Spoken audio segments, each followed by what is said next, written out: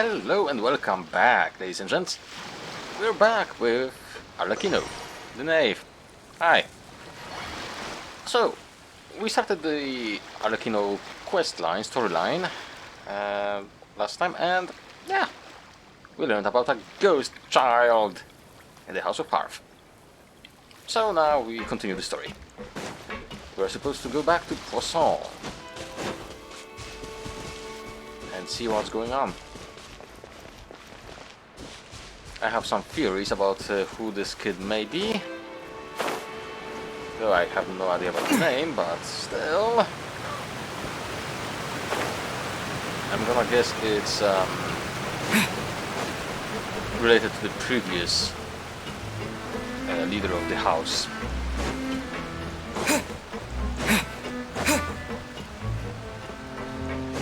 But again, that's just a theory of mine, so yeah.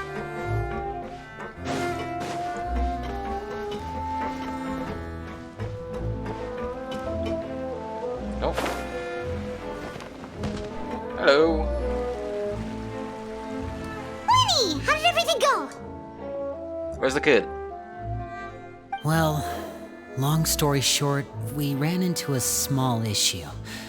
Clairvy can't go into the sunlight. What do you mean? Everything was fine at first. She followed me up to the surface just like I told her.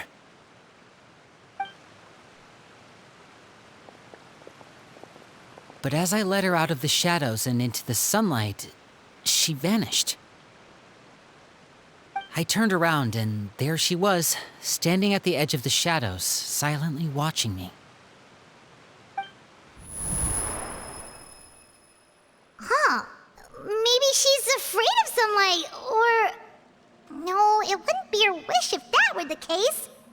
Well, we could always try pushing her into it.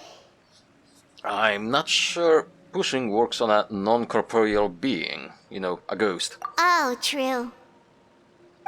I've pretty much tried it all already. Nothing worked. Eventually, the sun went down, so all I could do was bring her back here. How did it go with you, Lynette? Good. I've got the list. It's right here. Really? Well, what are we waiting for? Let's take a look!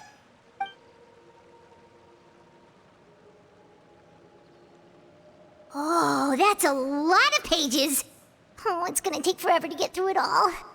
We can each take a section. Here. La Pouillade, Landois, Chambel, Horaire.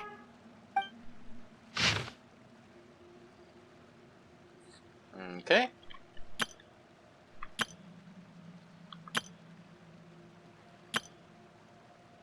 Yeah, this means nothing to Oh, us. yikes. That Horaire guy has a huge scar on his face. He's kinda giving Paimon the creeps. I've met him before. The scar is from an injury he received during a mission. I still remember him joking with me about it. He said any future lover would take one look at him and then lose all interest. Oh. Did he say anything else? Well, I asked if there was someone he was interested in. He said no, and that's where our conversation ended. It was only later that I learned he really did have someone he liked. He risked everything to escape so he could be with her, but it didn't work. One day, Father asked to see him, and, well, I never saw him again after that. Rip. Wait, so that means the knave, she...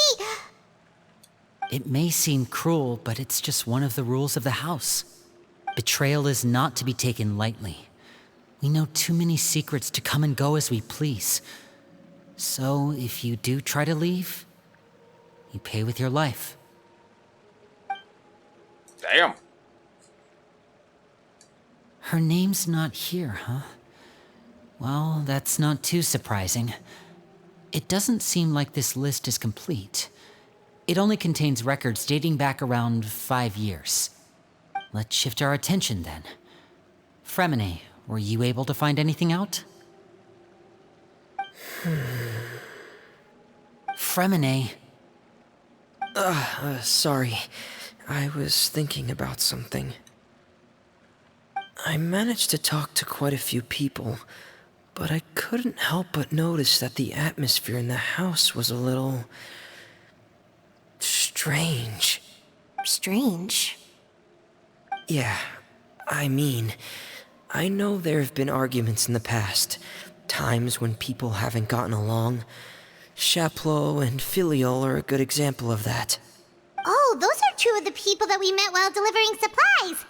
Paimon can see how they might not get along. They had very different vibes, and their, interests seem to be pretty different as well.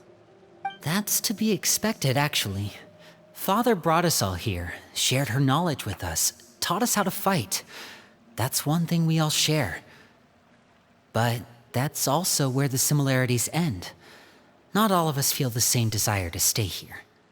As members of the House of the Hearth, we're also considered part of the Fatui. And to a lot of people, that's an identity they never asked for. Certain members get older and realize they want something else for themselves. But considering the rules of the house, most people would never say that out loud. People like Chaplot and Foltz are loyal to Father and her vision. They're proud to be part of the Fatui. Filial and Nantoy, on the other hand, well, they aren't quite as enthusiastic. These kinds of conflicts have always been there.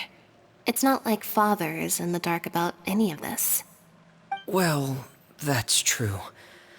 But it just feels like things have gotten worse lately. Filial and the others, it seemed like they were meeting in secret to talk about something. I can't say for sure, but I think they've met Clairvy. You think she's been inciting them to act out? Probably not. No, not exactly. But I wouldn't be surprised if she said something to them about the darkness in the house and how deep it runs. She's told me about it before. Experiments being run on children. People being used as pawns on the battlefield without so much as the strength to survive. Right, so there was, I don't remember if it was a novel or something. I would have to dig around it again. Apparently, the previous father,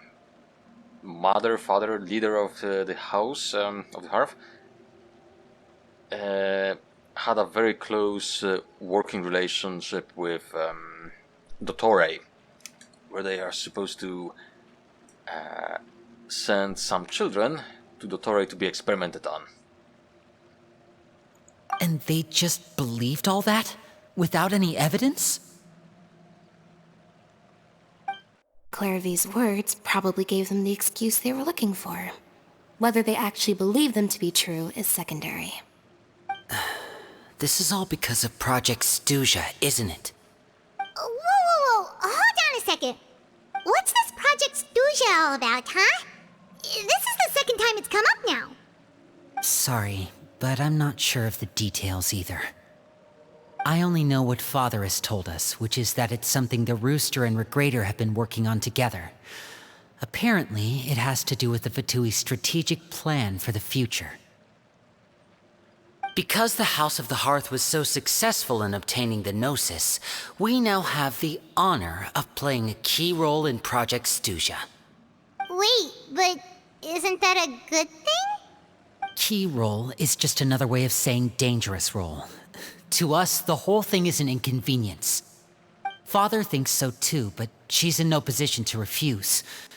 Their plan isn't exactly unreasonable, and they've been funneling the house a lot of funding.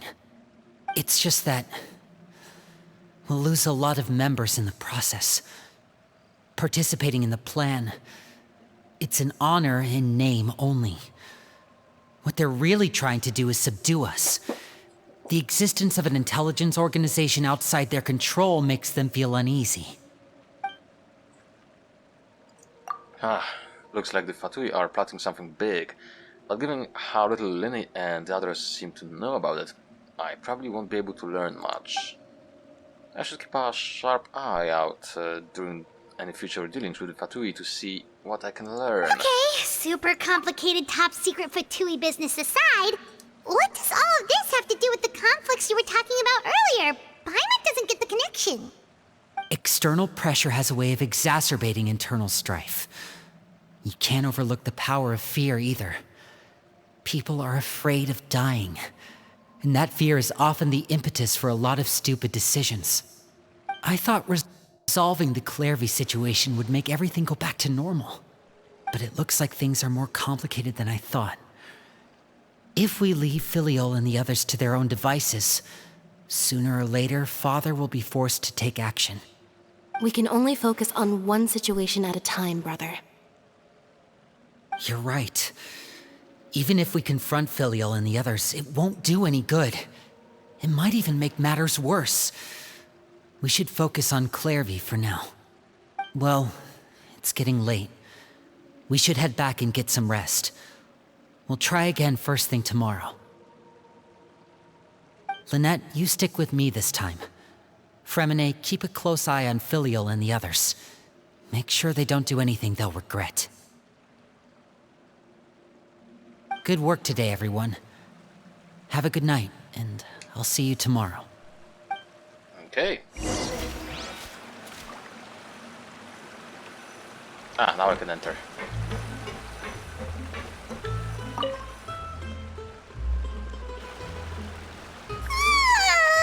Oh, Paimon was looking forward to an early night, but she can't sleep at all.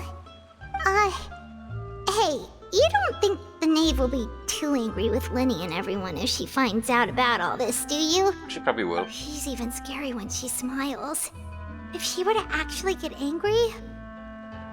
Ooh, you have to protect Paimon if that happens, okay, Traveler? You can hide behind me. Trust is ever, Traveler. There's the kid. Look! Look over there! What's she doing over there? Quick! Let's catch up with her before anyone sees!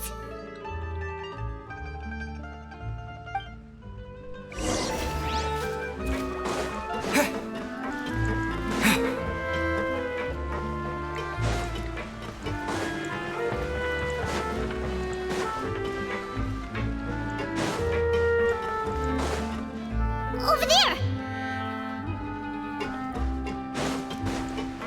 And she's gone.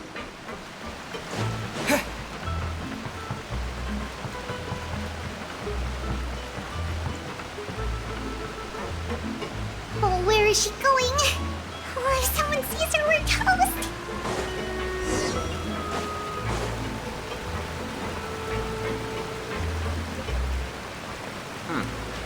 Okay.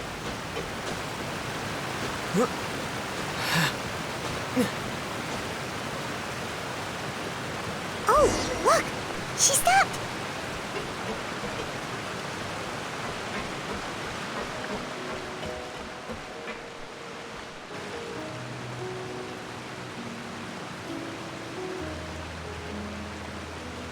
Clairvy! Shh! I opened the window while no one was looking. Look how pretty the outside is. Window? There's nothing here. If only I could have more than this. You probably think I'm being silly, huh? All this hopeless resisting? It's better to dream of what I could have than try to make it a reality, right? Please, help us get on the same page here, Clary. We need you to tell us what you know. Can you do that? Sure. Although, after you hear all this, I think you might regret that decision. Hit me. Everyone in this family is nothing more than a tool. Something to be used and exploited. We're all expendable. Including me. As long as you're useful, you get to stick around. Lose your value, and you're handed over to the doctor, experimented on, and given a fate worse than death. I've seen it happen again and again, and I've had enough. You're saying the knave did all that? It's just, that doesn't seem like something she would do. She's scary and all, but it seems like even she has lines she wouldn't cross. I knew you wouldn't believe me. Everyone thinks she's a good person. They all think of her like a real mother. Mother? The previous one. But she doesn't deserve that title. She's disgraced it and tarnished it. And if I had things my way, Wait! I'd never see her again. This flower. The animation! Ah, this must be the quote-unquote mother's daughter. Ah, now I remember the animation. This probably is whatchamacallit, Arlecchino's friend from that animation. Okay. If only Perry were here, she'd understand. Alright! Perry, that's the There's that knave! name again. That's the knave! Paimon's getting a strange feeling. It almost feels like she's not really here with us. Paimon can't tell if she's actually talking to us or if she's mistaken us for someone else. I'm not sure either. Well, in any case, it seems like she really needs someone to talk to. We should keep her company for a little longer. She looks so young. But it seems like she's been through a lot. It's getting windy. I should close the window. Ooh, look at the moon. Isn't it pretty? Hey, wanna hear a secret? I heard that if you look up at the night sky in Snezhnaya, you can see the aurora. It's supposed to be super pretty. Even prettier than the moon tonight. I'd love to see it. Perry and I promised each other that once we're older, we're gonna go see it together. But I can't find her. I'm worried she's also been... No, that wouldn't happen to her. She's special. Mother likes her a lot. I should really go talk to Mother, but we just fought. She doesn't want to see me, and I'm too scared to face her. What should I do?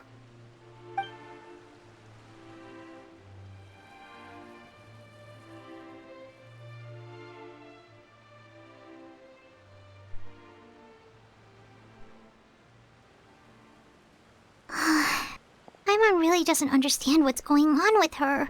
I do Well, now. let's head back. We've got an early morning tomorrow.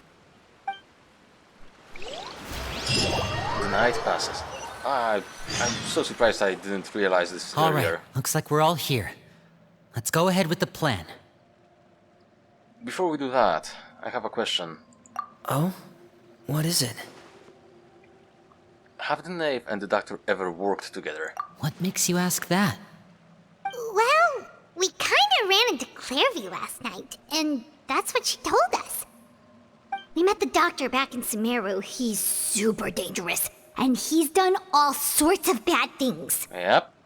It's possible that Father and the Doctor have had certain dealings, but I don't think Father would work with him. We're not really on the same side, so there's not a lot of trust between them. That doesn't exactly set the stage for a successful partnership. I did hear, though, that when Father first became a Harbinger, the Doctor offered to work with the House of the Hearth. Father rejected most of his proposals, except for one. That is? It had to do with some sort of secret experiment. Secret experiment? Could that be what Clairview was talking about? I don't think so. I don't know any details about the experiment itself, but I do know it's an entirely independent operation. The Doctor only proposed a direction for the research. That was the extent of his involvement. I still don't think that counts as working together. The details of the experiment are confidential, but complete records are kept on all participants. That doesn't seem to be the case with the situation Clairview referred to. I know you don't agree with some of the Fatui's methods, and I'm not asking you to. But I am asking you to trust us on this. The House of the Hearth has its own principles. There are certain lines we're not willing to cross. Alright, that's good to hear at least. Clairvy seems to think the knave and the doctor worked together to do something horrible. If that turned out to be true, Paimon doesn't know how he would even face you guys. It's just that it doesn't seem like Clairvy is lying either. But she's talking about mother, not father. The easiest thing to do would be just ask the knave directly, but Paimon doesn't think she'd tell us. Let's focus on the plan for now. Father didn't come back last night. She's probably still near the shore. We'll be counting on you to distract her. Lynette, you're with me. Fremine, you know what to do. Be on your guard, everyone. All right, let's get to it. Let's.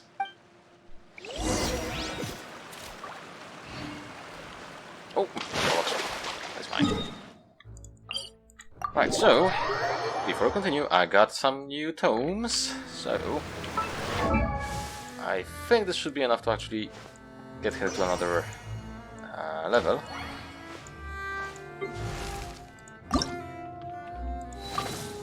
It is! Level 70 and Ascend.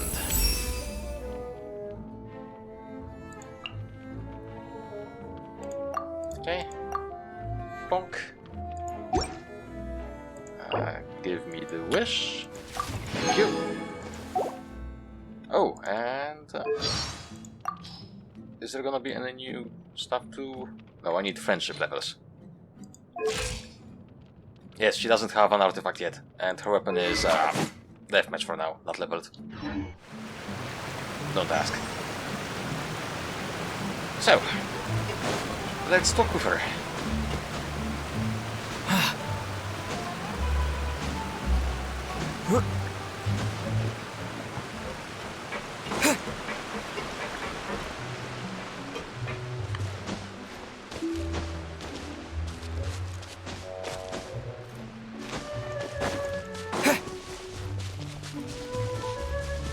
So she did spend an entire night here.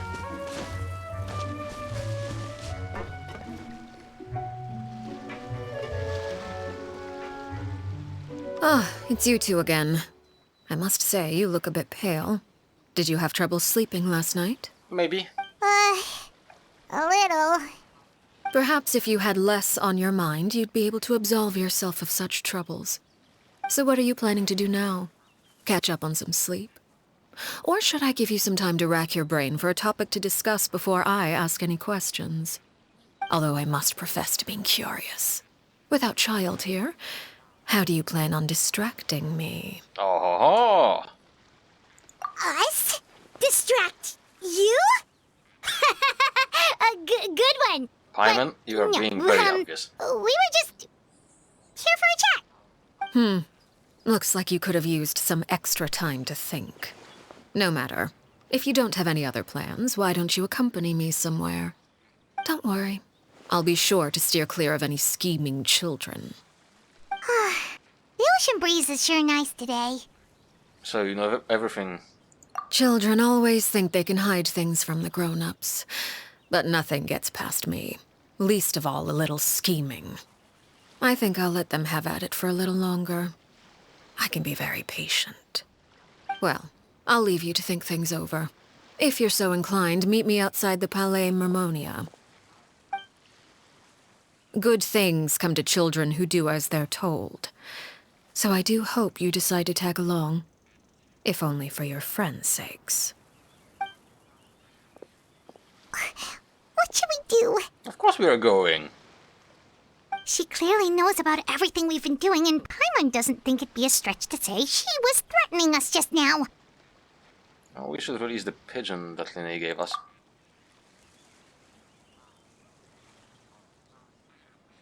Oh, good idea. Hopefully he sees it in time.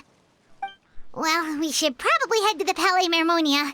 Paimon doesn't want to find out what happens if we don't show up. Based on what the knave was saying just now, it sure didn't seem like it'd be anything good.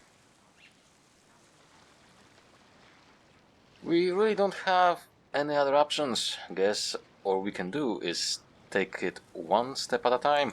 Okay, then we probably shouldn't keep her waiting. No. It seems like Linny and the others are on thin ice, so let's do our best to not get them in any more trouble.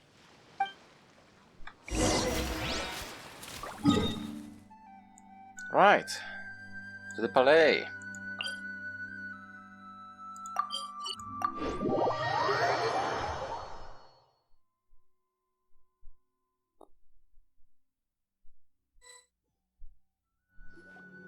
Seeing as we still have some time before my meeting, we might as well enjoy some pleasant conversation while we wait. Wait, her meeting? I'm glad to see you get along with my children. Being surrounded by good companions is necessary for a child's development. You're not planning on doing anything to them, are you? I assume you're referring to Lenny, Lynette, and Fremine. Although, there's that situation with Filial and Nentoy as well. It appears quite a few people have been acting out lately. No matter. I'm not one to discriminate. All those who betray the house meet the same fate. There are no exceptions. Does that mean you're going to kill them? Oh, are you here to beg for their lives? I'm sorry to disappoint, but the rules of the house change for no one. In my organization, everyone is responsible for their own actions. But don't you care about them at all? They really respect you. They even call you father. You must feel something for them. Any organization in which feelings come before principles is one destined for ruin. The House of the Hearth is hardly an exception. You could say our principles are more stringent than most. Perhaps I can offer you this consolation at least. As our guests, you two will not be held accountable along with them. There is really no other way to solve the issue? I would imagine Linny, Lynette, and Fremine will be able to keep their lives. As for Filial, Nentoy, and the others, I'm afraid there's little I can do. They can try to escape, but once you know our secrets, there's no getting out alive. But that's awful. Ah, you seem concerned. Out of consideration for my guests, I suppose I could turn a blind eye for a little longer. If Linny and the others manage to dispose of Clairvy in the meantime, all evidence of their wrongdoing will be lost. In that case, I could hardly punish them for something I couldn't prove. If their efforts are unsuccessful, on the other hand, all will be held accountable. And the punishment will be severe. We'll hold you to it. Of course. Oh, and here, I believe this belongs to you. Do try and keep better track of it next time. Ha! It takes a considerable amount of time to train a bird like this. It would be such a pity if you were to lose it. Permanently. Wait, where did you get that? Well, I'm afraid that's all the time we have to chat. Now, for the matter at hand. I asked you to meet me here because I have business at the Palais Mermonia. It has nothing to do with you, but I think it would be prudent for you to stick by my side for the time being. There will always be time later to run off and tell Linny what you've learned. Well, time to go. Looks like we wrapped things up just in time.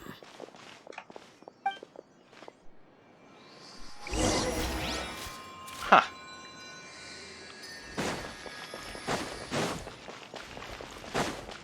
So, are we gonna meet...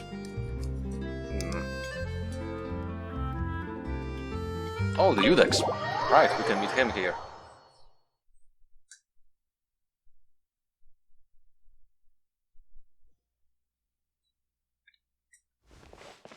Where is Nouvellette? Yeah, I believe that's his office.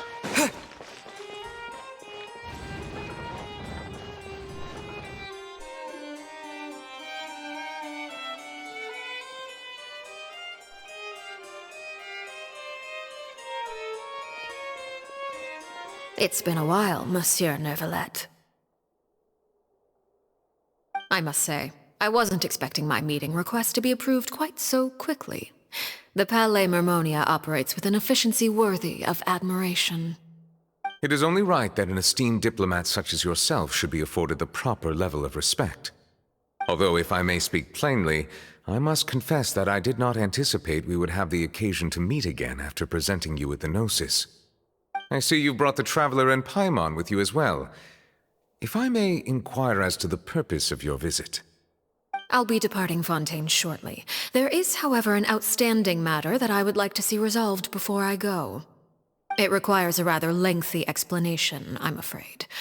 So I took the liberty of explaining everything in this proposal. Please review it at your leisure, Monsieur Neuvillette.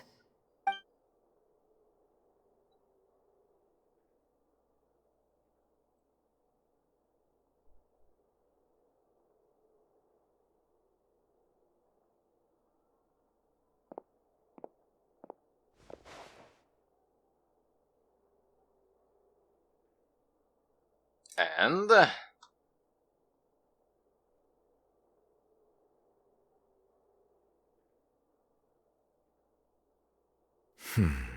I understand your request. However, at the risk of causing offense, I must admit that I fail to see why you would wish for such a thing. I heard you have a certain fondness for water tasting, Monsieur Neuvillette, so allow me to use water as an analogy. A family is like a large body of water with countless rivers flowing in and out. As someone who watches over this system, I would hope that each river that flows from the source will eventually reach the ocean. Of course, objectively speaking, I know this is impossible. Most of the rivers will dry up along the way, disappearing into the ground and leaving nothing but a barren riverbed behind. Not all rivers are destined to reach the ocean, but I would not see their existence rendered meaningless. I believe the water that flows within them is simply meant for a different destination, like a field in need of irrigation. Or perhaps the glass of a certain water-tasting enthusiast. Did you get any of that, Traveler? Kinda, yeah. Your words paint an optimistic picture indeed. Allow me to remind you, however, few among us are willing to sip from a glass filled with tainted water. It may have been tainted at one point in time, but not to worry. I'll make sure it's drained of all impurities and returned to its cleanest form.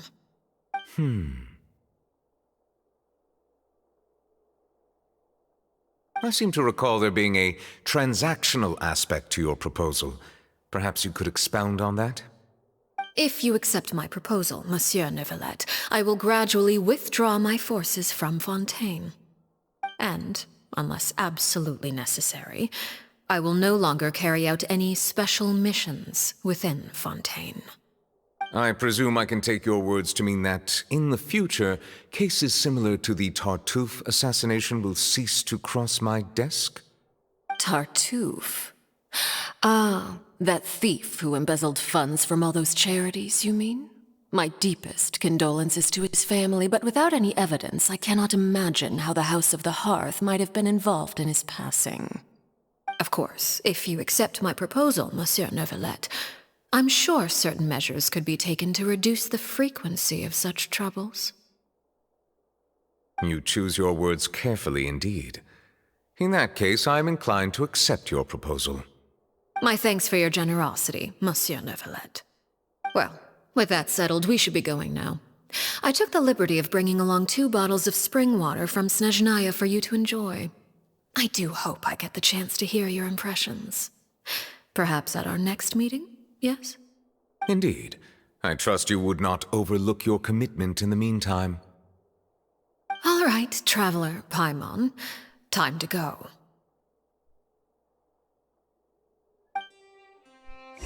Okay. Ah, he's not here. Piss.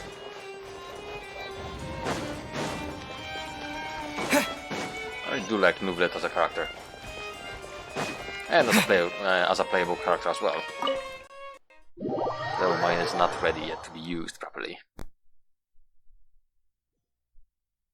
He's not even level 80. So, what exactly were you talking about back there? Paimon only heard you mention some rivers, a large body of water, and then some kind of irrigation scheme. You really want to know? Yes. I would imagine there might be more pressing concerns at the moment. Lenny, Paimon really hopes everything's going okay. Oh, Paimon recognizes that look. You've got your ticket cap on, don't you, Traveler? Oh. The knave may seem relaxed, but she didn't seem to be joking earlier when she said those who betrayed the organization must pay with their lives. I think she's serious about punishing those kids. How should we stop her? Oh, there's something else we should figure out first.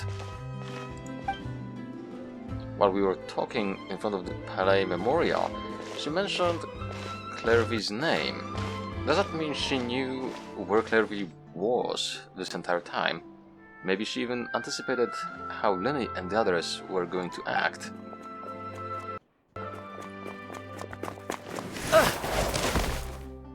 Ow! Oh, shoot. Are you alright? Oh, jeez. I'm so sorry. I was so focused on selling these papers, I wasn't looking where I was going. I also wasn't paying attention. Well, let me make it up to you at least. Here, take this paper. On the house. Wait! This car. It looks kind of familiar for some reason. Yeah, this car! Oh, you don't have to give us anything. Please, I want to. It's not like I'm short on supply. All the extras will be useless come tomorrow anyway. It's my fault, really. I was just trying to bring home some extra mora for the family, but I bit off more than I can chew. I haven't had many takers today, so I'm still swimming in papers. What's going on here? Nothing much. I just ran into your friend here on accident. I should probably get going, actually, so... Hold on. Of course, I'm happy to compensate you with mora, it's just... I don't have any on me at the moment. I'll take 3 papers. Here. Your payment. Oh! Thank you for your patronage. May the Archons bless you with good fortune. If only I had the chance to run into such generous customers every day. I should probably just take on a smaller inventory though, right? I'm getting married soon, so sometimes it's hard to not get ahead of myself. Anyway, I should head out. Goodbye! Yeah, she knows. Well, now that my affairs are settled, we should take the boat back to Poisson. We've even acquired some light reading to enjoy along the way. Actually, why don't we stick around for a little longer? Paimon just realized how hungry she is.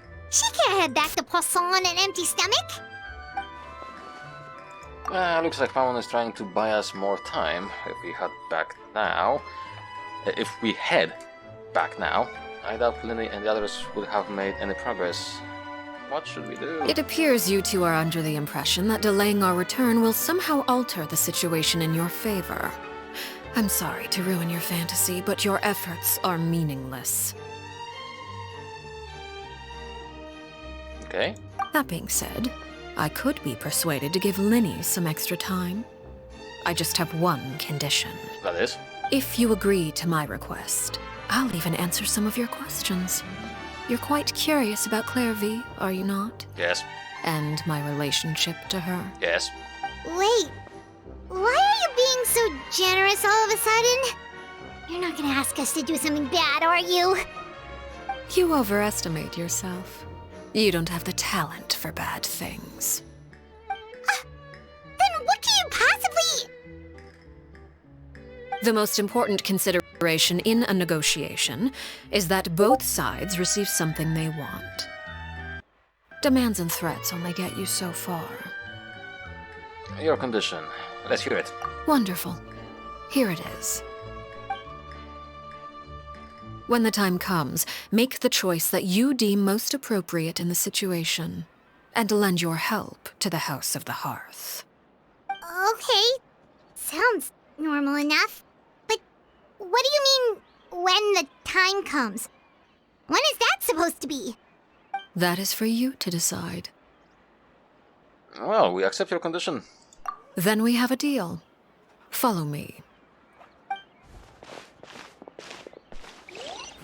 Hey. Oh, that's far. Oh.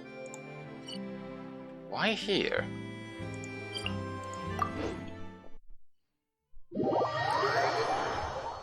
I'm a little bit confused. Why here?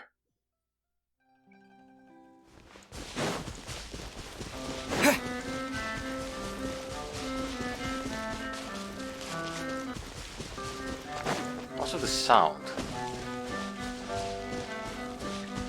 Hang on.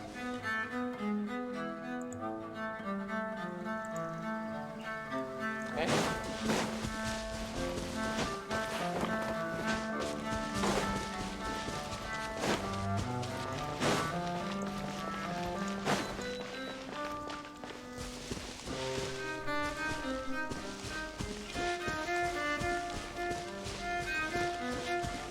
What is the minimap flashing now?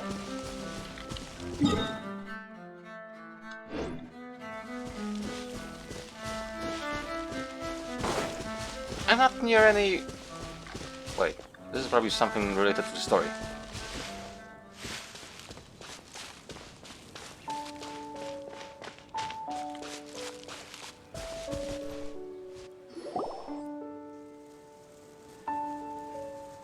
What is this place?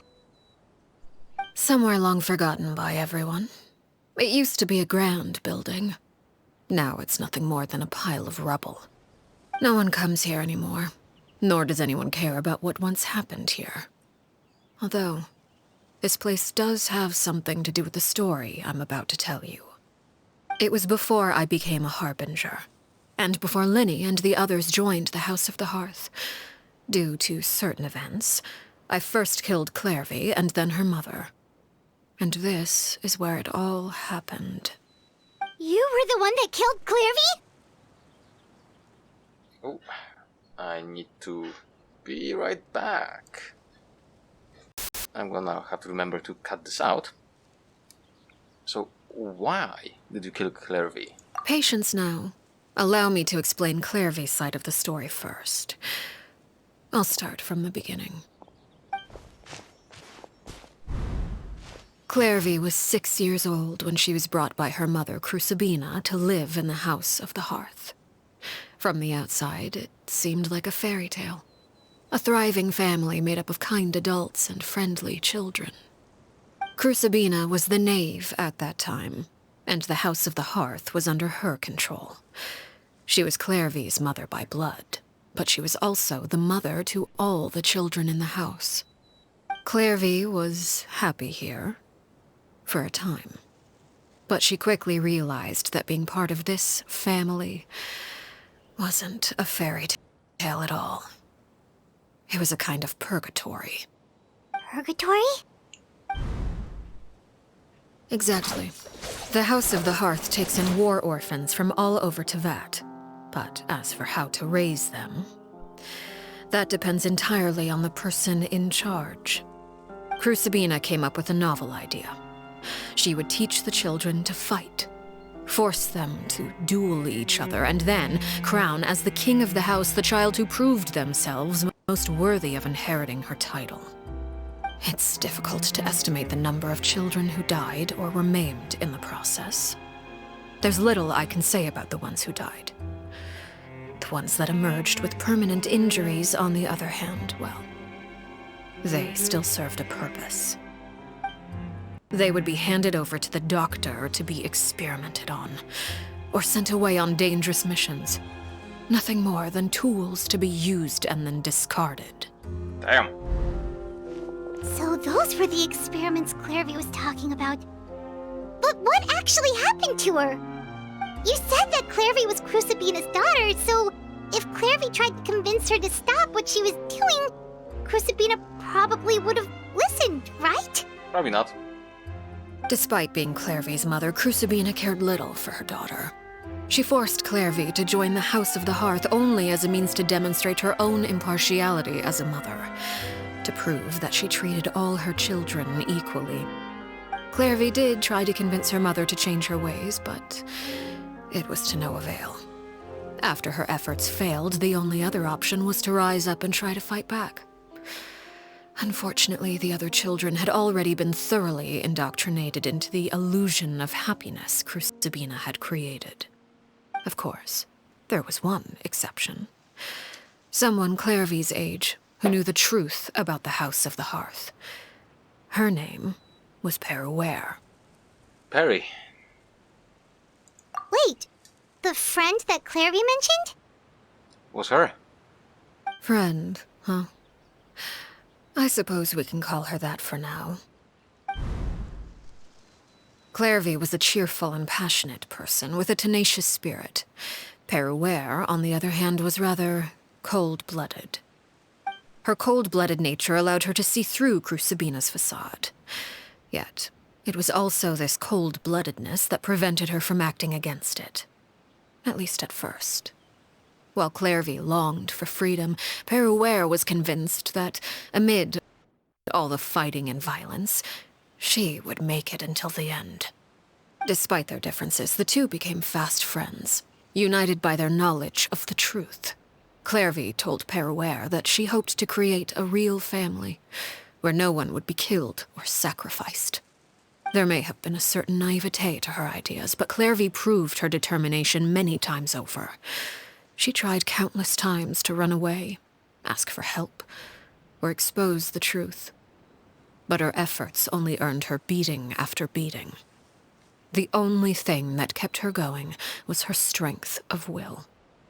Even with her body racked with pain, she would still stand on her tiptoes and open the window at night.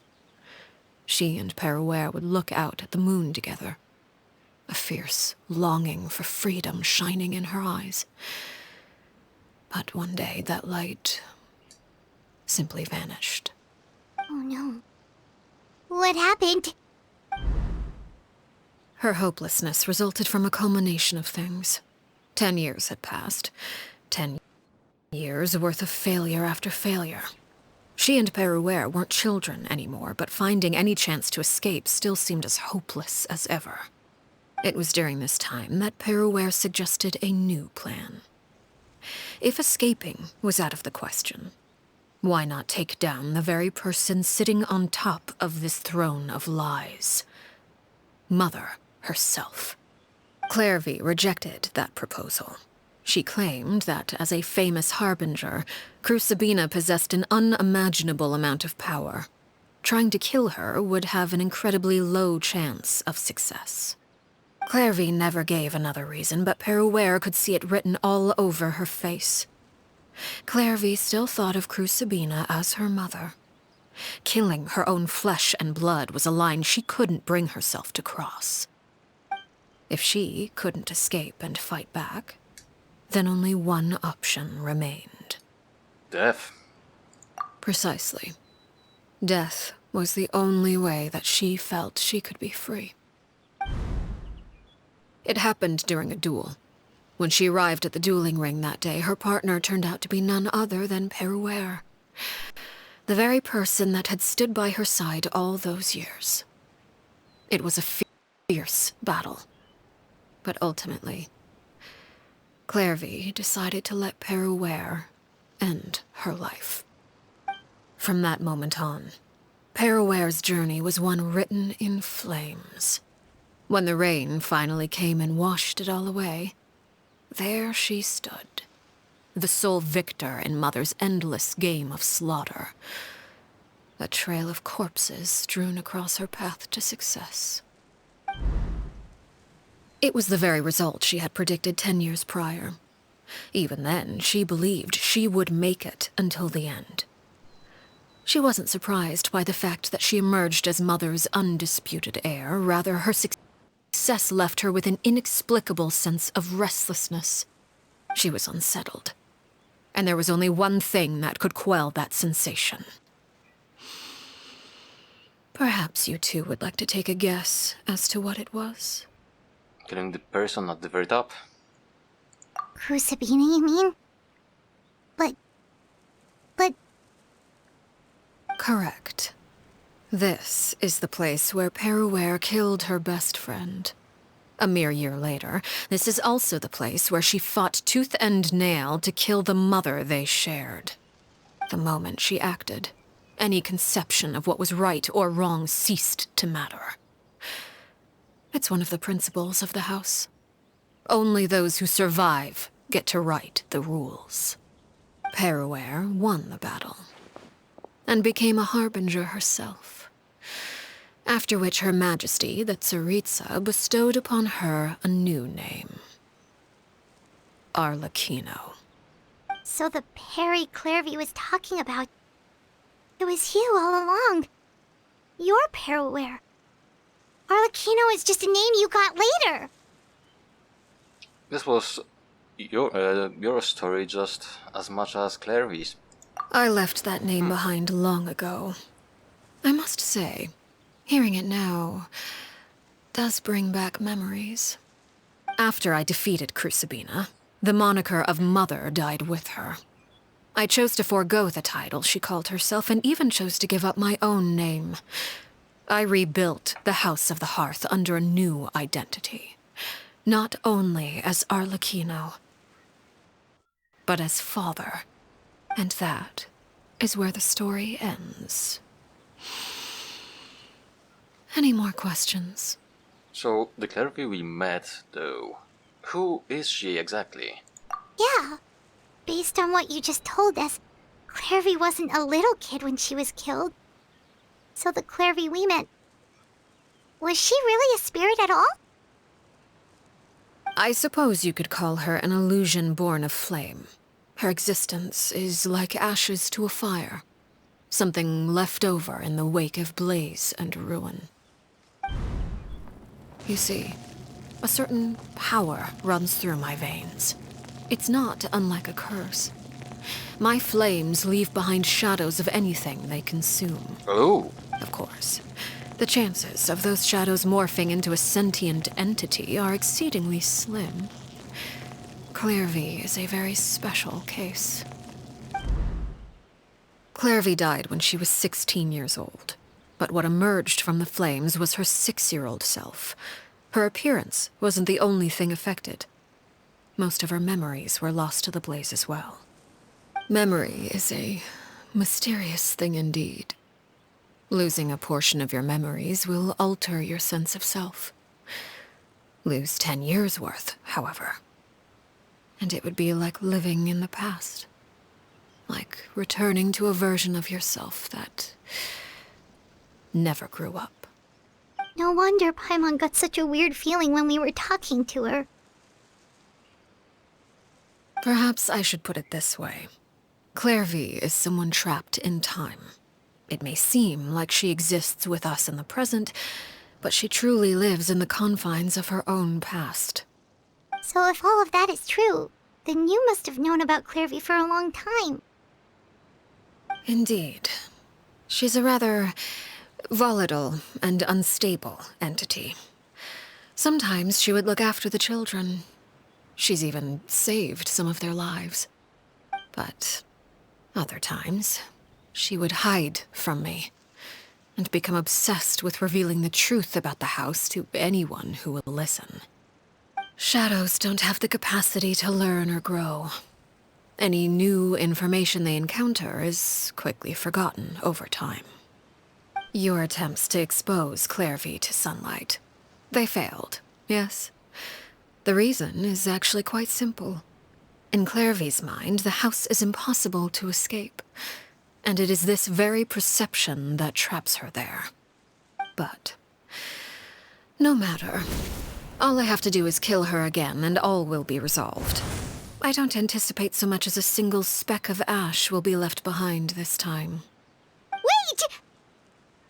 Paimon can understand why you might want her gone, but isn't there another way? So what if she's trapped in her 6-year-old self? She's still your friend! At least talk to her first!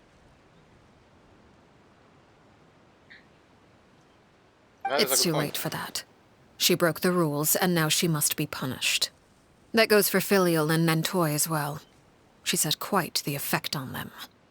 I hope you understand. The difference between Crucibina and myself lies in our formulation of the rules, not our policy for enforcing them.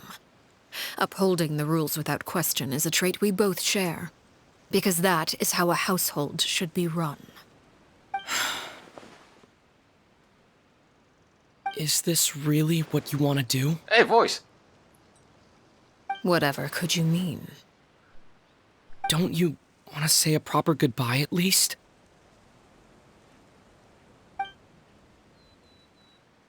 Whether as a killer or as a father, there are two things that must be avoided at all costs: anger and sorrow.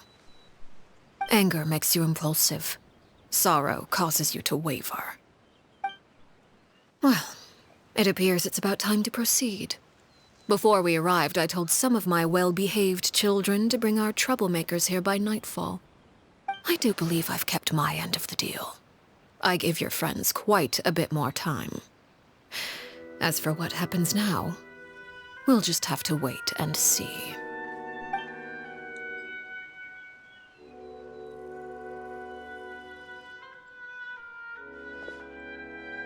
Here they are, Father. You gonna execute him? Seeing something like that would actually be a first for me. Ah, Lenny! Clervy. Oh, she's here, actually. I'm sorry. I heard about how you helped buy us more time. But I still failed. I couldn't find a way to fulfill her wish. Huh? Are you... Perry? Indeed, it's been a while, Clervy. Perry! Shh. Stay right there. I'm sorry to postpone our reunion, but first, I believe certain scores need settling.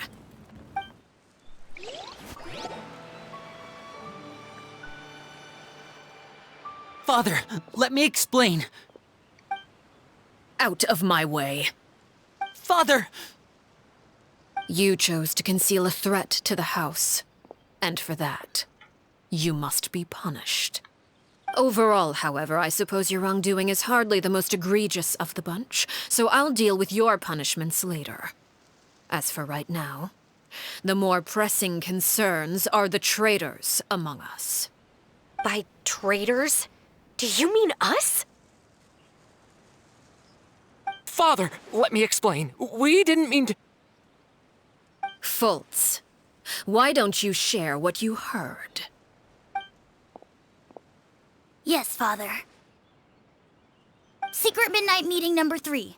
Participants, Filial, Nantoi, Sato, Toddy. Nantoi clearly said, if only Father wasn't the one who took us in. Sato added, I'm sick of this life. I just want to live as a normal person. Filial was the worst of them all. She called us crazies and said a bunch of mean things about Father. I did not! You're lying! Fultz is trying to frame us. It's not like I'm the only one who heard those things. After that, you and Toddy and a bunch of other people started talking about Clervy. You were using all those things Clervy brought up as an excuse to question Father. We're birds locked in a cage. The only way out is to destroy it. That's what you said, wasn't it? You little... You just want me gone, don't you? What did I ever do to you, huh? And you, Sheplo, have you forgotten who stood by your sickbed, watched over you, and changed your dressings? Come on, let's hear it then. What's your reason for all this?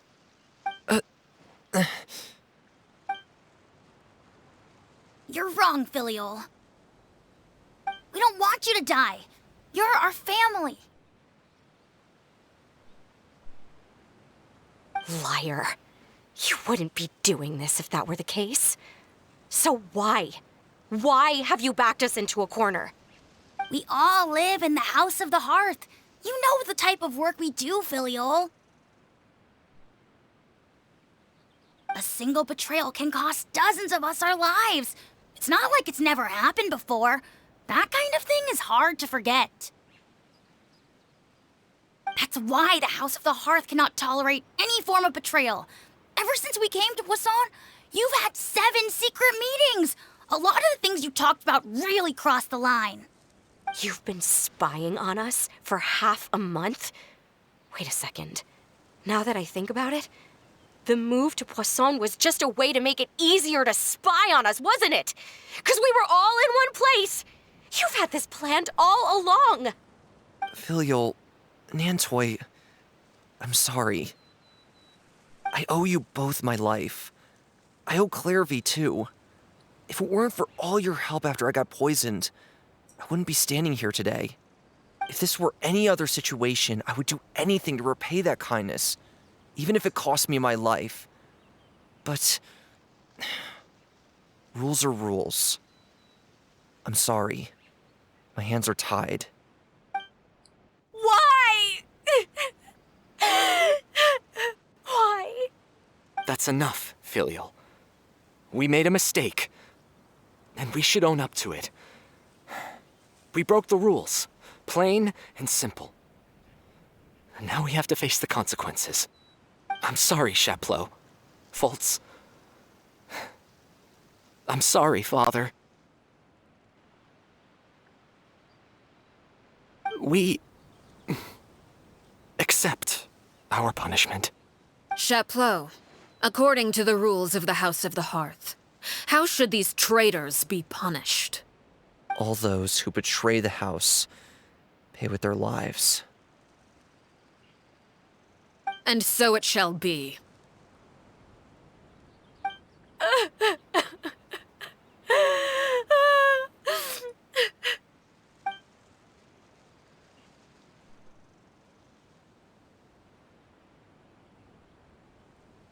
Father, please wait! Something you want to say, Linny? Please reconsider, Father. What Filial and the others did, does it really count as betrayal? We all come from broken families. From the very first day we joined the House of the Hearth, we wanted nothing more than to make it a real home. But the truth is, none of us know what a real home should look like. I'm not saying I have all the answers. All I know is this. Killing Filial and the others may uphold the rules, but doing so will only bring us further away from being a real family than we've ever been. So please, Father, please reconsider. I agree with Linny. Father, please. Linny, you...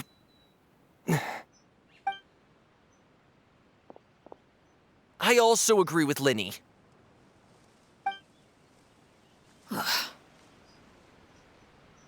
An order once given cannot be rescinded. However, given the extent of your determination, I suppose we shall have to go about this a different way. Draw your weapons and face me. Oh, damn. Our weapons? Father, are you referring to a duel? Precisely. The rules of the house will not be altered. Traitors must be punished. However, resolving disputes with a duel is also one of our rules, one that also applies to me. Demonstrate a sufficient showing of strength, and I shall offer a concession. Wait. Beat Father in a duel? Impossible. Father is way too strong, even for Lenny.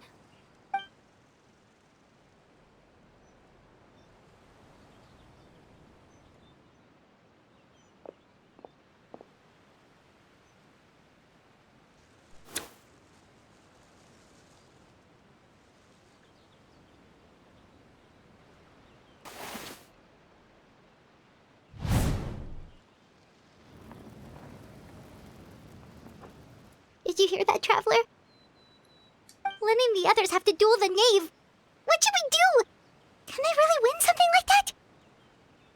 If they lose, those people from the house are really gonna be executed. Hey, are you listening? Yep. Is executing them really what she wants? I'm guessing no. Don't you want to say a proper goodbye at least? Anger makes you impulsive. Sorrow causes you to waver. Back then, she never actually answered my question. But that makes the answer pretty obvious, doesn't it? Oh. Looking at that expression on her face, she seems really serious about this. Guess that means there's no chance she's throwing the duel on purpose, huh? There is no way the knave will lose on purpose, although... When guests are around, families are often on their best behavior. And any disputes are less likely to escalate. When the time comes, make the choice that you deem most appropriate in the situation, and lend your help to the House of the Hearth. Oh yeah, that's actually quite obvious. Help the house. The kids. What's wrong, Traveler? Hey, where are you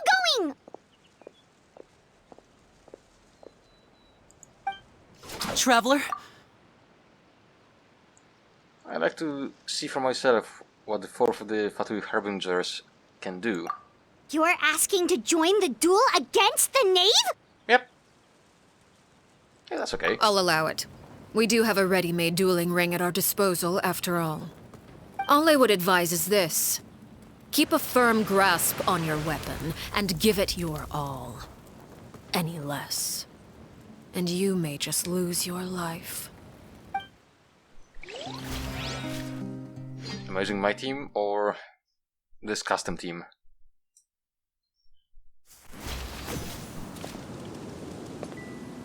My team. Okay. Oh, oh, you have a lot of health. Oh. Is it my turn now? Okay. Now's our chance! Ow. I swear by my sword! Is it my turn now? Closer now. Okay, I dodged it. Over here! With these rising flames! Okay, I need to keep healing me. just in Spare case. your energy. Running is of little use.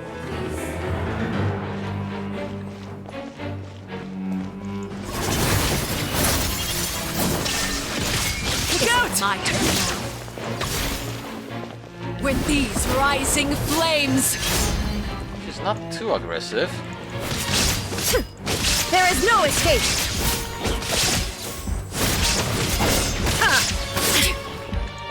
Is it my turn now? Watch out for Father's movements! She's not moving much, that's the issue. With the fall of darkness, shall begin. destruction shall rise. Oh, that's how Have a taste of purgatory. Oh, oh. Father's even stronger than I expected. Okay, that is the aggression I was asking Spare your for. energy. Running is of little use.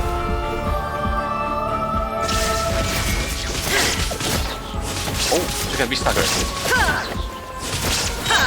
Now you shall perish! I really have to draw my blade. Then, Look at you. Trapped like a bunch of helpless animals. Huh.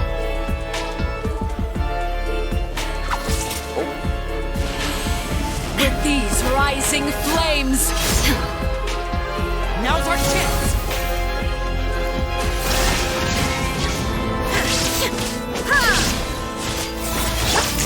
the countdown has begun. Like a fly tangled in a web.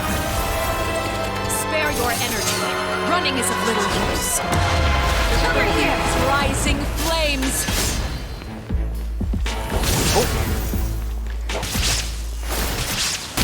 Is it my turn now?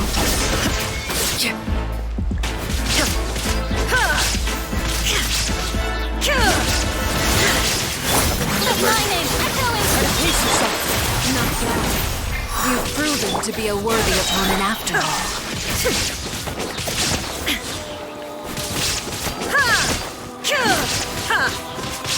Not bad.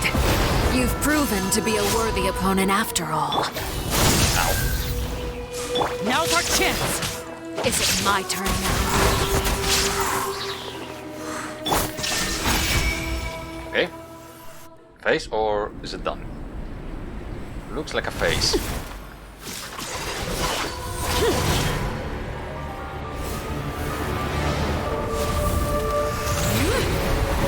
Okay, those are not wings.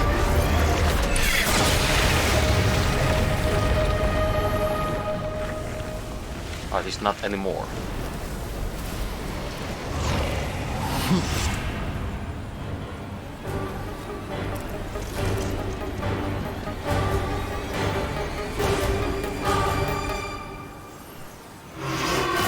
Kindness has been seared away. My blade is all that remains. Barbados, Ignis. Propagate. Okay, yeah, that was the question I was asking. Shine down. Watch out for Father's movement. Look out.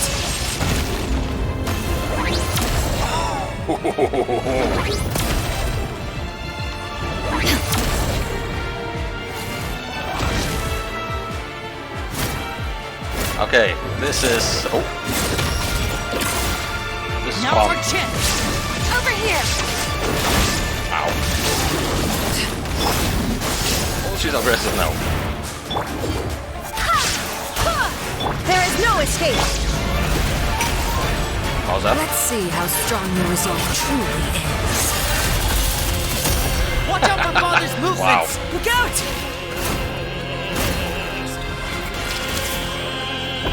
Hello.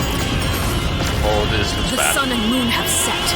Only ruin remains. All hope has been extinguished. Now's our chance. Over here. Get healed. Ow.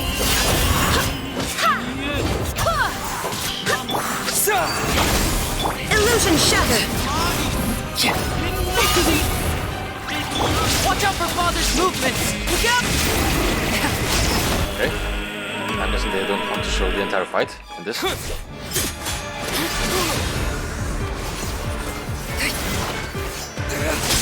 Her design is good.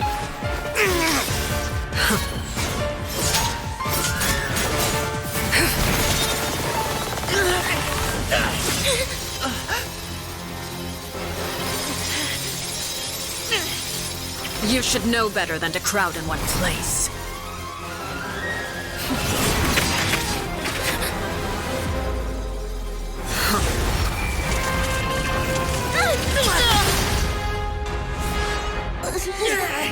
Oh, I know. No! I'm sorry, Father!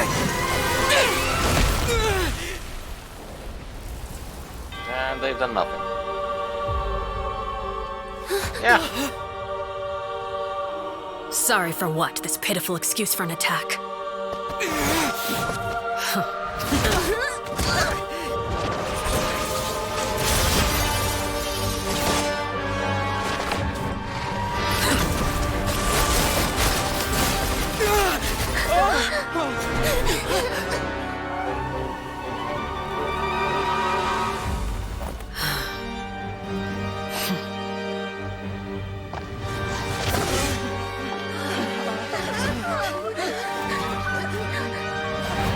Father, no!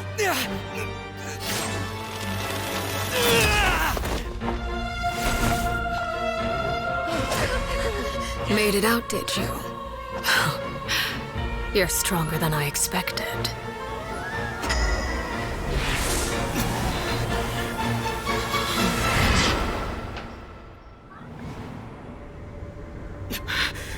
A crimson moon? I can't move.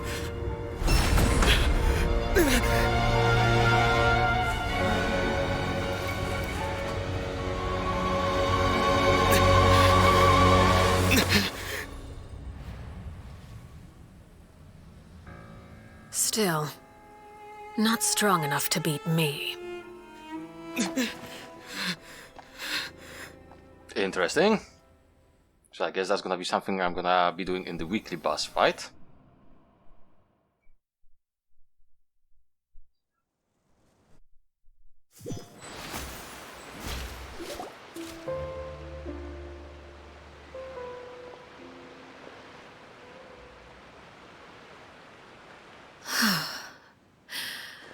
I believe we can end things here. It's not often that we get to enjoy the company of guests, after all. We wouldn't want things to get too out of hand. Brother, are you alright? Lenny, Given that I am the victor of this duel, as agreed, the punishment stands.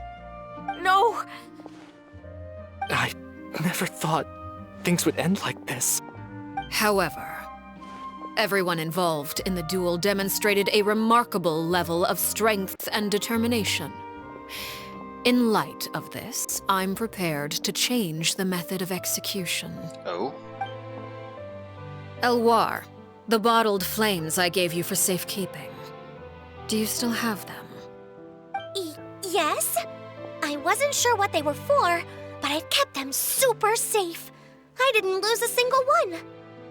Wonderful. Then, in just a moment, I'll have you administer them. Bottled flames? Indeed. They're the product of a secret experiment.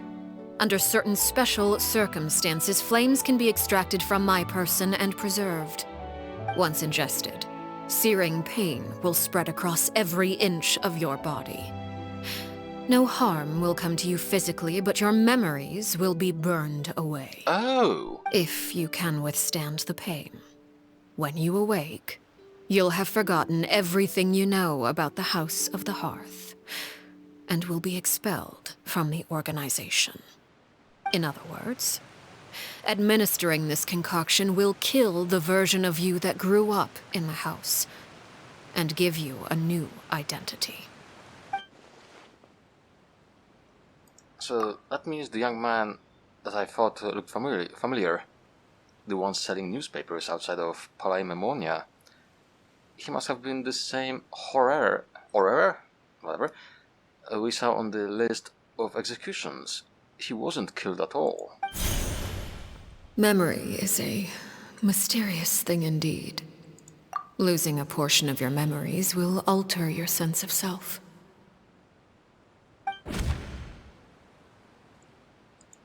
No, if my understanding of the knave is right, she really thinks of that as killing him. The horror that lived in the House of the Hearth is dead. The one that remains is simply a normal person living out his life with his beloved. Even so, it's much better than actually ending their lives. So, you're just letting us go, Father? You misunderstand.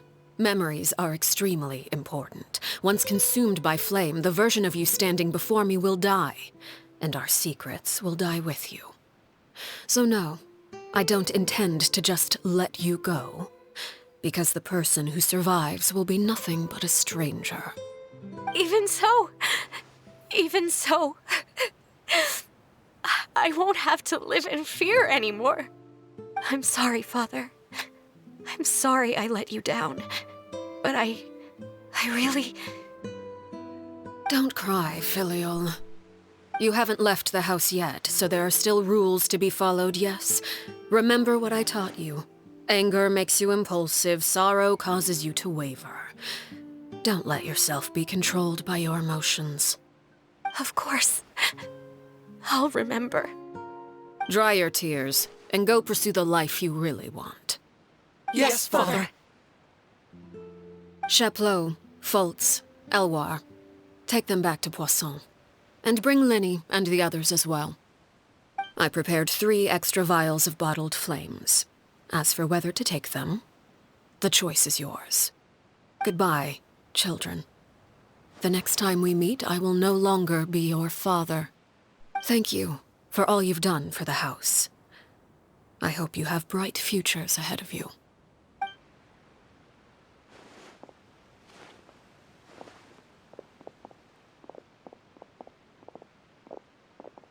Father.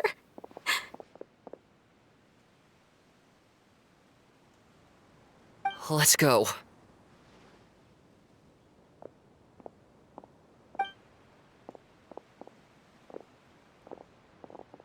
Here, grab my arm, Linny. I'll help you walk back. Thank you. And her? Clairvy.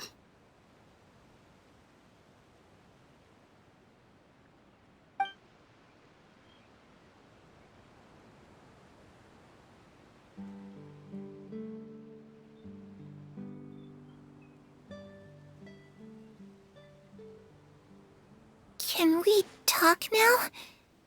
I've been waiting for a super long time. You really are Perry, aren't you? I haven't seen you in so long.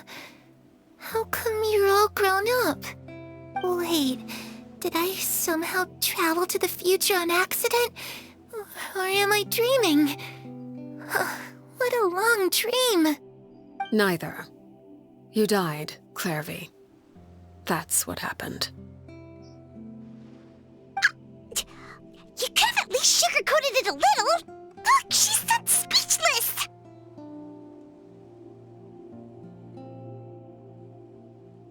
If this really is Clairvy's younger self, then I would say she's probably had enough lies. Oh. Okay then. Huh? That's it? You accepted it just like that? Yep. If that's what Perry says happened, then I believe her. Perry wouldn't lie to me. Plus, I don't really need to know why I'm like this. I'm more curious about what happens in the future. If you're a harbinger now, Perry, that means Mother is gone, isn't she? Can you tell me about it? I want to know what happened to her. And to me. You never stopped trying to defy fate. At first, no one believed you. You could only vent your frustrations to the moon. In fact, you often sought comfort in the night sky. You wanted to see the aurora, so one night we promised each other we would go to Snezhnaya to see it together. Later on, you tried to run away, but you were brought back each time. Mother spared your life, but it wasn't out of kindness. Instead, she decided to make an example of you by slowly torturing you over time. That way, the other children would know what happens to traitors. Still, you never gave up. Mother hoped that through ruthless duel after ruthless duel, she would be able to crown an ultimate victor among the children she raised. But you called on everyone to unite, to fight to a draw in order to reduce casualties. Your efforts may have only delayed the inevitable, but still. You gave them hope. You tried everything you could think of, but every attempt ended in failure.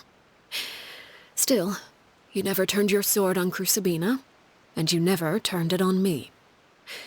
On that gloomy day, you told me, "For the last 16 years of my life, I've done everything I can to fight for freedom.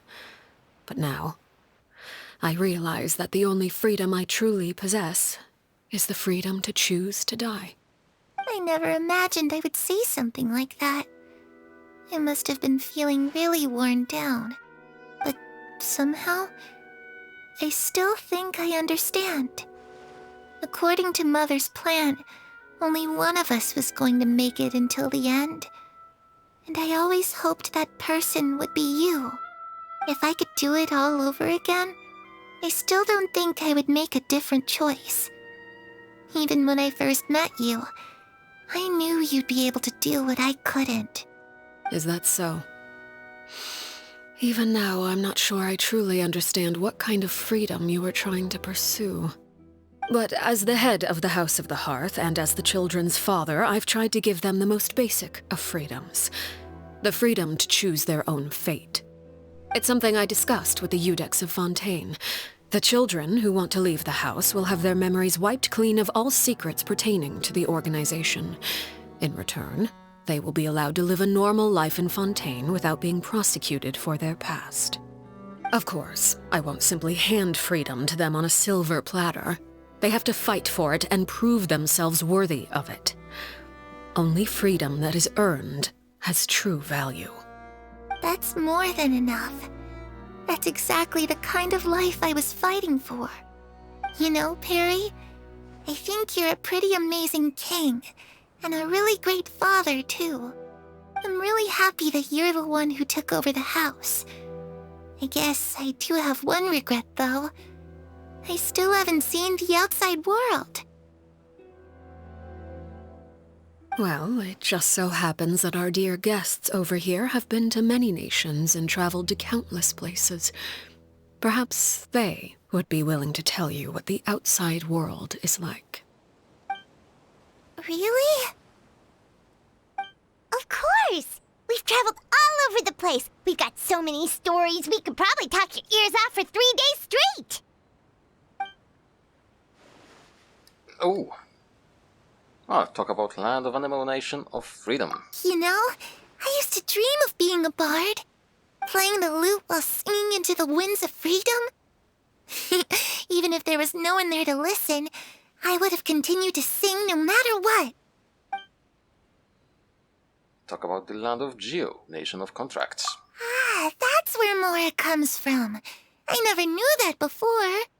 If I had some Mora, I would buy 3 new dresses. One for me, one for Perry, and one for Mother. It's just too bad Perry doesn't like wearing dresses. And Mother, well, she probably wouldn't accept something like that either. I guess I'd just have to keep them all for me then. I could wear a different one every day. Talk about the land of Electro, nation of eternity. Those yokai you mentioned, what do they look like? I once saw a drawing of this one guy with horns on his head and a super scary face. Are there any yokai like that? Yeah. Oh, sounds like you're talking about an Oni. Yep, we've met one, and let Paimon tell you, they're not nearly as scary as they look. Talk about the land of Dendro, nation of wisdom. I was always too afraid to skip Mother's fighting lessons. But at the academia, I bet you could do all sorts of secret things in class. Things that have nothing to do with studying. I'm just kidding. Being able to study whatever you want without having to fear for your life actually sounds pretty great.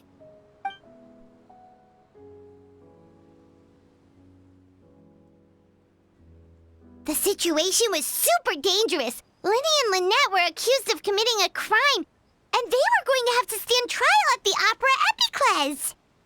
Oh no, that must have been hard for all of you. What happened next? Don't worry, we were able to turn the situation around super quickly. Oh, all God. thanks to Detective Paimon, of course. Not this again. How'd you do that? Come on, tell me. Okay, so it was like this. After the failed magic show, we rushed to the scene and... Hervey is listening really intently to Paimon's story about our time in Fontaine. She seems really happy, like all her troubles have been forgotten. Maybe this is the first time she's ever been able to truly relax, but I'm not sure how long this moment can last. Shadows don't have the capacity to learn or grow. Any new information they encounter is quickly forgotten over time. As time passes, she'll probably forget everything we've told her and go back to being that scared little girl who could only hide in the shadows. Huh, I was so busy thinking I almost didn't notice. The sun has risen.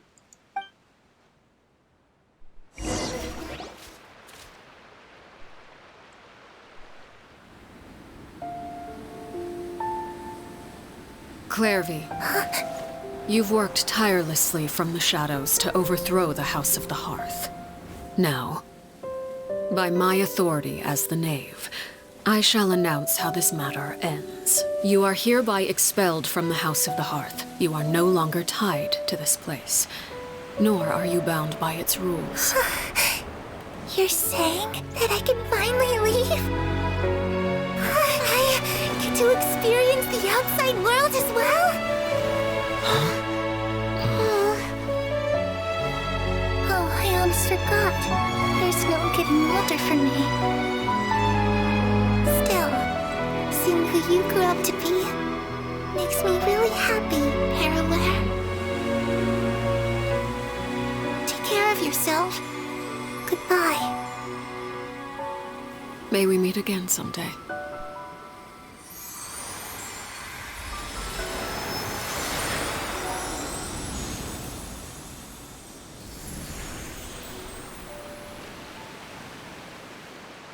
Clairvy. She left so soon. Paimon didn't even get to finish her story. I also have certain sentiments left unsaid. I wanted to tell her that the aurora I saw in Snezhnaya was just as beautiful as the ones in the pictures. But a shadow's memories reset at dawn. Had we delayed any longer, we wouldn't have had the time to say goodbye. Whatever regrets may linger, let them be lost to the coming of a new day. Father? It's Linny! Hey, Linny!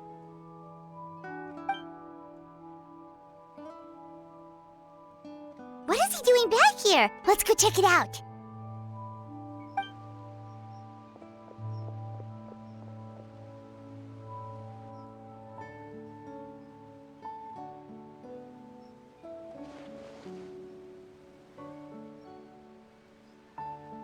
Father, the bottled flames have been administered.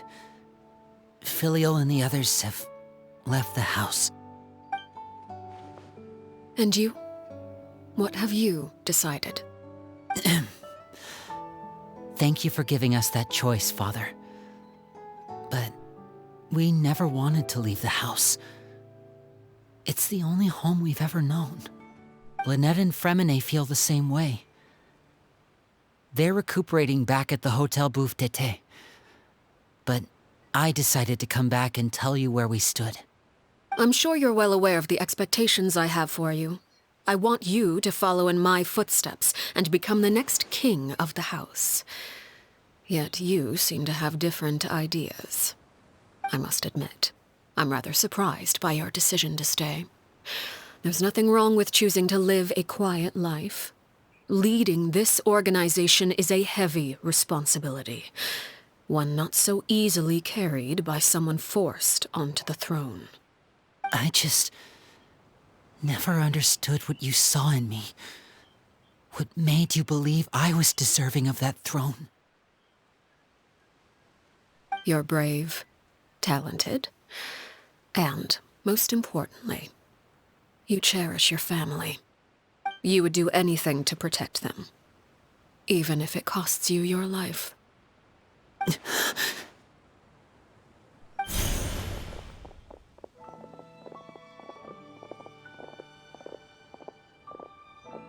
Speaking up back there was so brave of you, Linny.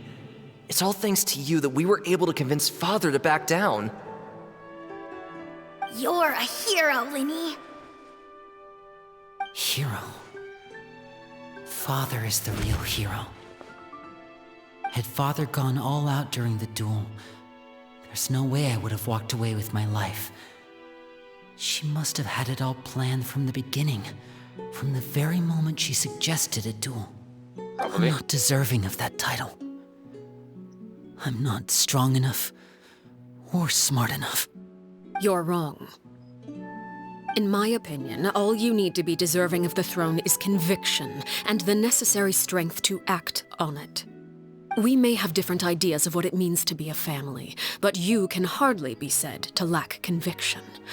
What you truly lack is strength. For someone of your talent, though, that's something that will come with time. Even without that strength, you still chose to face me in a duel, even though the odds were stacked against you. That capacity to honor your convictions is what I truly see in you. Father.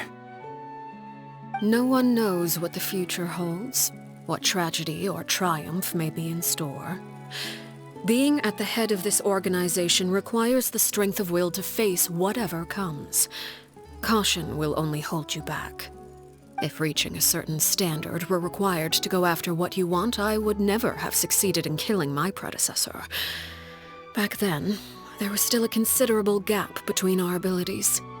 Strength may decide the ultimate victor, but those who let a lack of strength dictate their decisions or undermine their convictions will never be worthy of the throne. I understand, Father. Thank you. Children must grow up to surpass their parents. Only then can a family continue to flourish. The road ahead is not an easy one, so I'll ask you one last time. Are you certain you want to stay? You've done so much for me, Father, and that kindness must be repaid.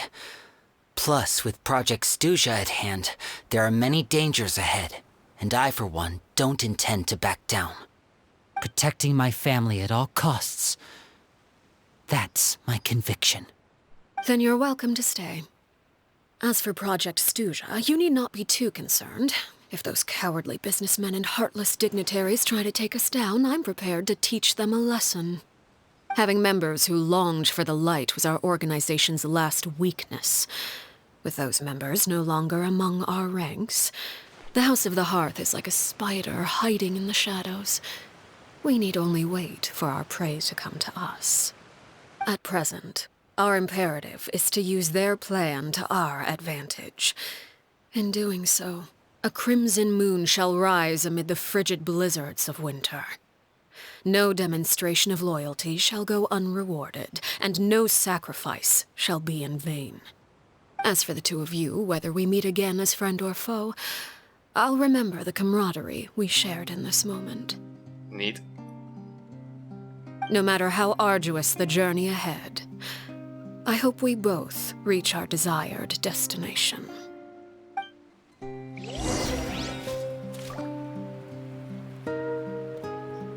Right. This episode is a little bit longer than I expected, but I wanted to finish off as much as possible. So, we'll deal with the ending of the storyline in the next video. I hope to see you then. Have a good one, folks. Bye.